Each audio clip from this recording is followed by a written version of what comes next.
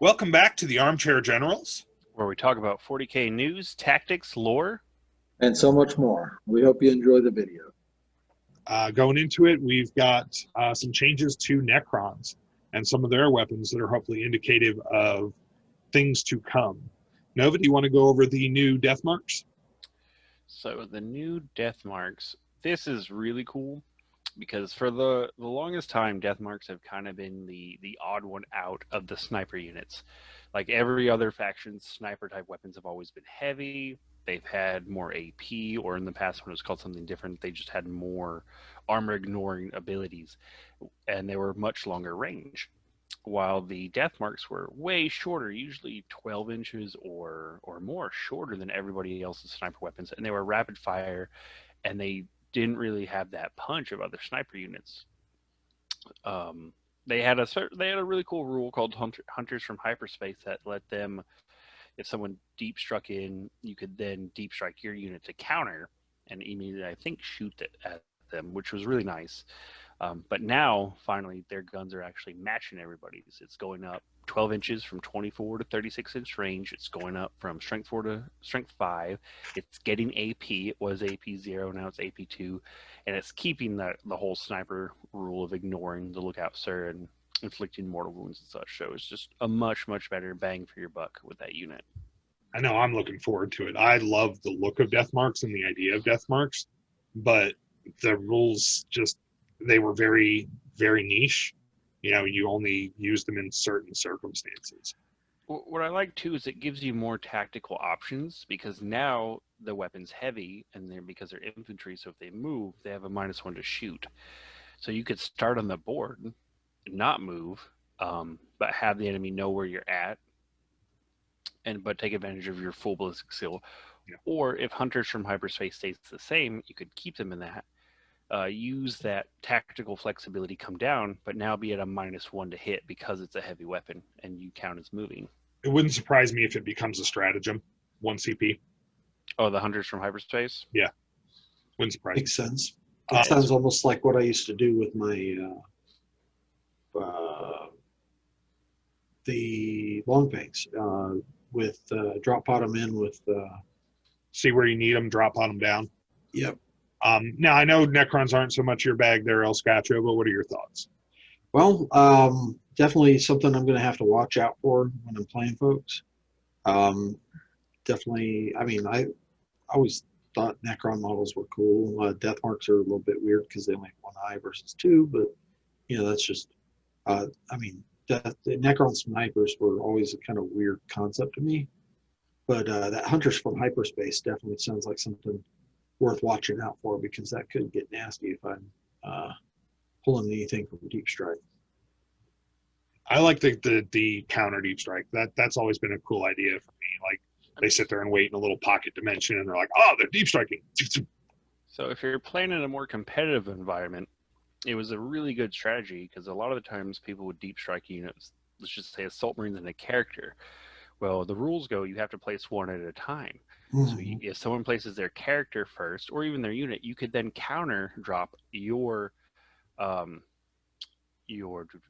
snipers, and that would then force the person not being able to put that unit where they want it to because now they have to also be 9 inches away from your counter unit.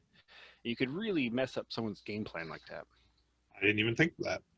Yeah. And if they put the character down first, you drop your guys, snipe the character, vaporize him. If your unit's big enough, you could even make you could come in at that 9.1 inches and do a semicircle around that character and really make a big cone of denial for their other dropping unit. So actually, you want to touch on that. I know, sorry, it's something you brought up, 9.1 inches. Games Workshop, can we please just go ahead and convert to centimeters? I mean, I'm an American. I understand, you know, inches make sense here, but 9.1 centimeter or 9.1 inches is nonsensical. Just give us it in centimeters. So Games Workshop themselves never use 9.1. They just say greater than 9. So it's a player term saying 9.1 because you have to be more than 9 away. I get it. That's not what I'm complaining about. Just the whole, I mean, fractional inches is a pain in the rear. I mean, when I'm measuring things myself, I use centimeters and millimeters and all that stuff. It's just because it's easier to scale.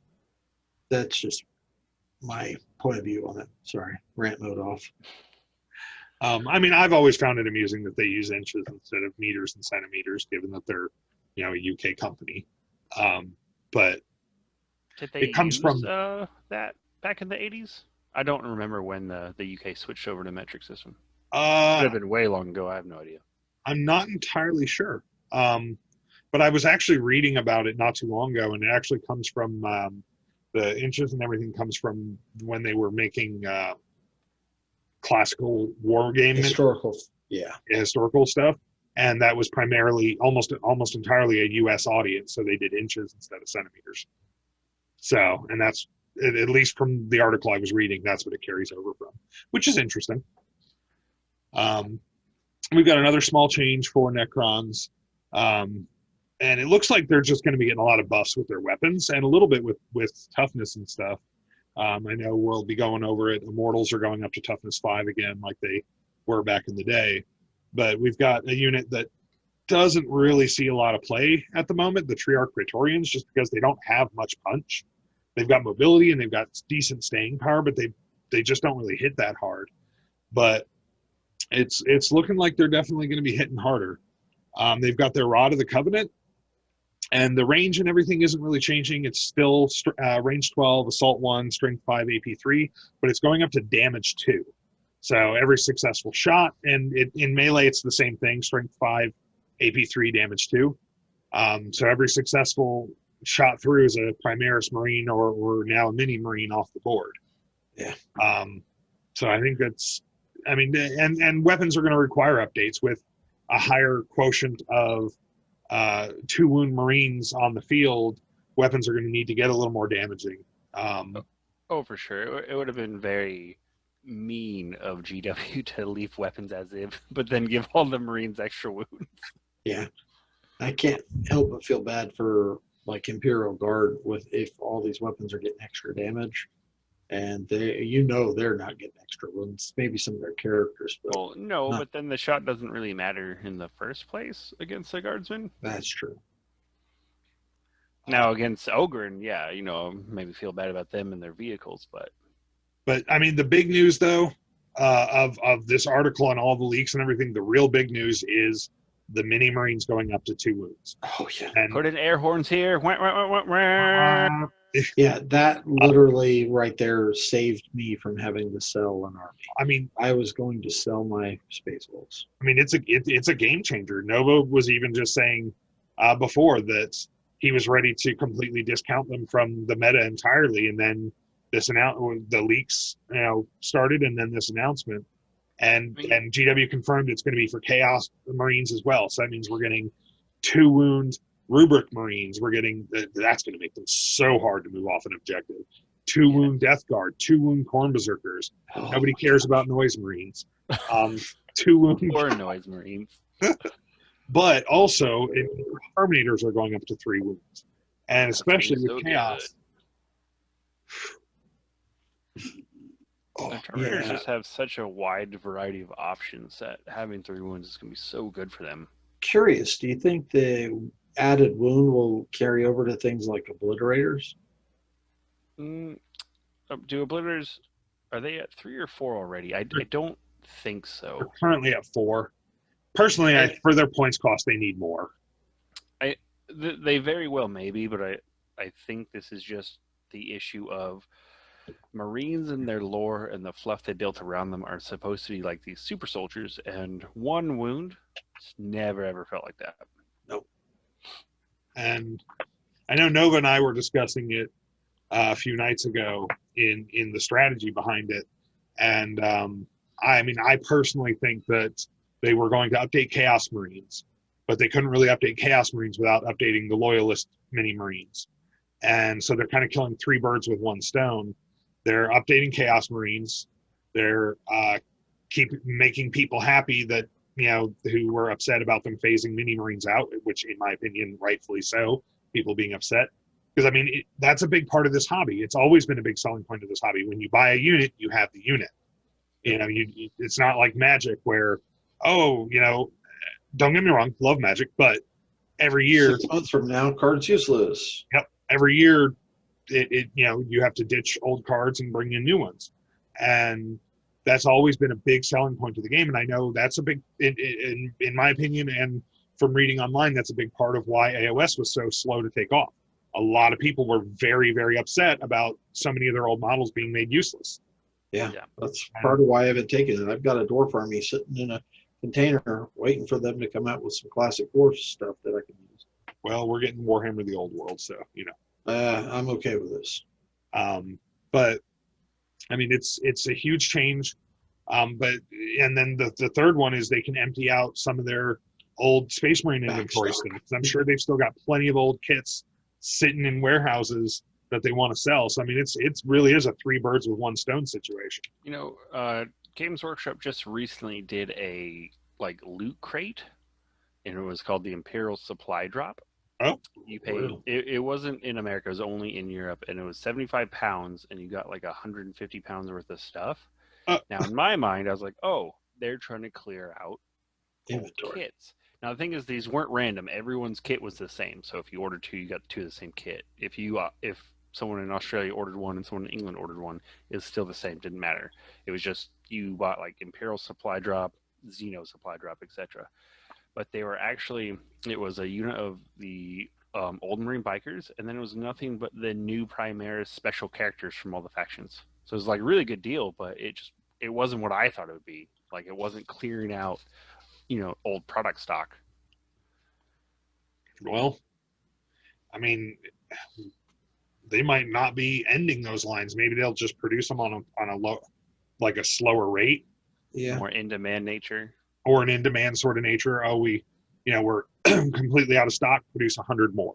You know, rather than producing thousands at a time. You know, produce them 100 at a time or something like that. Just as a business standpoint, when you saw this company like come out the gates with 8th, and it was Primaris, as a fan, you could, you know, you just thought, hey, my guys aren't being replaced, and then you keep seeing these new units that were doing everything an older unit could do, but better and cheaper. I wonder how many emails I got. People are like, hey, you know, I get the fact that you have to make money. I'm going to buy the Primaris because they're cool. They're really awesome looking, but save my Space Marines. So, yeah. I mean, we've had all the 3 of us have had numerous discussions about it. And I mean, I love Games Workshop. There's times where I've hated Games Workshop, but overall, I love Games Workshop. And I just think they completely fumbled the way they did Primaris.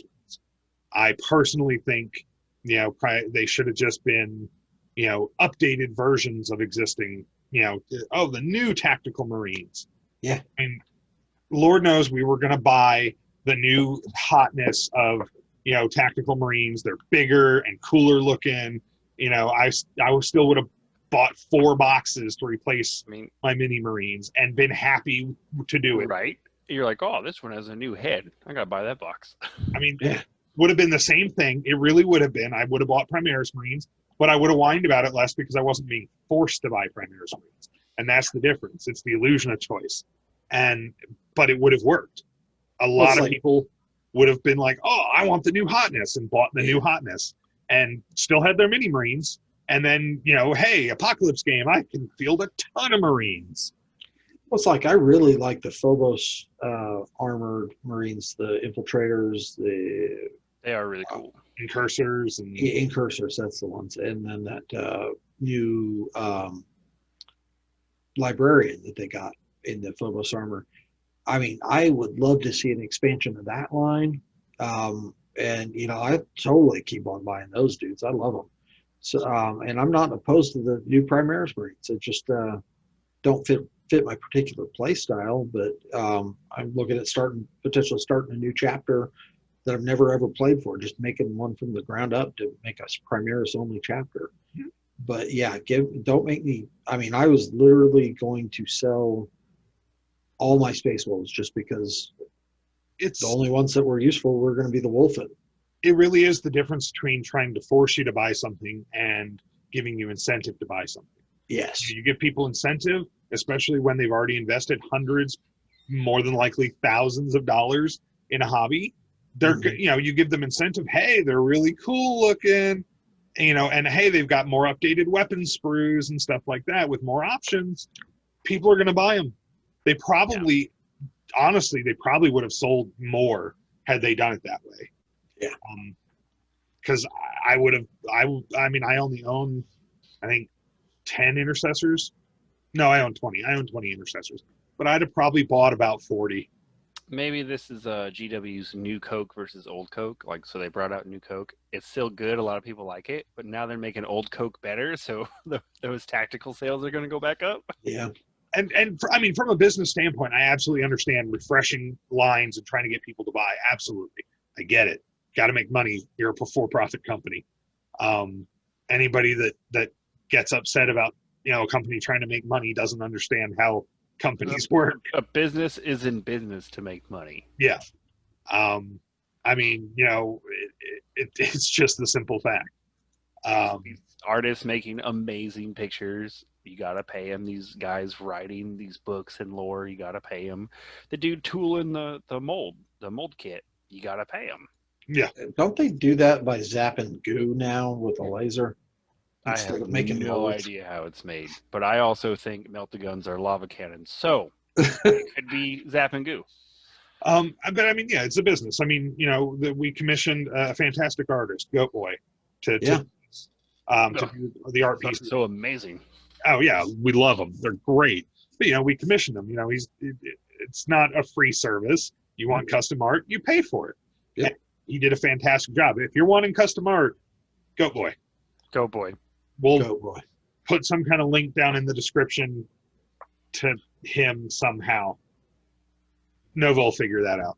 We'll get it. We'll have Secretary Nidbait on it. Oh yeah, we could put Secretary Nidbait on it. Thank you for joining us for today's video. We hope you enjoyed your time with us. If you did, please remember to smash that like button. Hit subscribe and click that notification bell. So you never miss a video from us.